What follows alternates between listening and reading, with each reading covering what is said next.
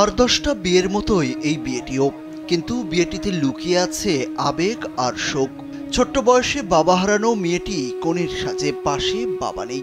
বিয়ের দিনে সব বাবারাই মেয়েকে স্বামীর হাতে তুলে দেন, কিন্তু সেই ভাগ্য হয়নি সাদিয়া সুলতানা ও তার বড় বোন নাইমার কপালে।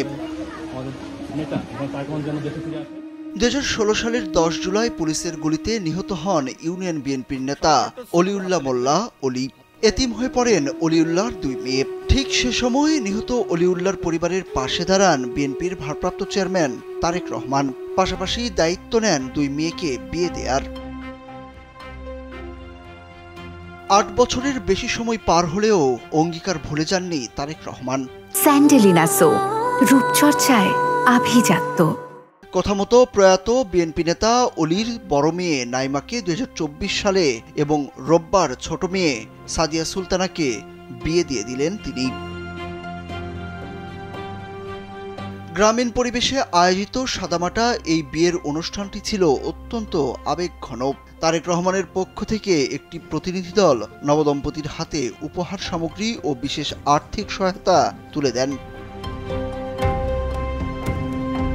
স্থানীয় বিএনপি নেতারা বলছেন, বিএনপি শুধু একটি রাজনৈতিক দল নয়, এটি নেতাকর্মীদের দুঃসময়ে পাশে দাঁড়ানো একটি পারিবারিক সংগঠনও।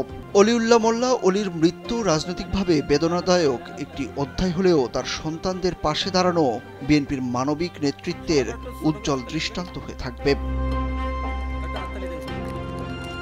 সাতক্ষীরার শ্যামনগর উপজেলার কাশিমারি ইউনিয়ন বিএনপির সাধারণ সম্পাদক ছিলেন অলিউল্লাহ মোল্লা অলি। স্থানীয়রা বলছেন, অলির 2 কন্যার বিয়ের দায়িত্ব নেওয়াকে কেবল একটি পারিবারিক অনুষ্ঠান হিসাবে নয়, বরং মানবিক ও রাজনৈতিক নেতৃত্বের একটি মূল্যবান নিদর্শন হিসাবেও দেখা হচ্ছে। সুরুজ আহমেদ, কালবেলা।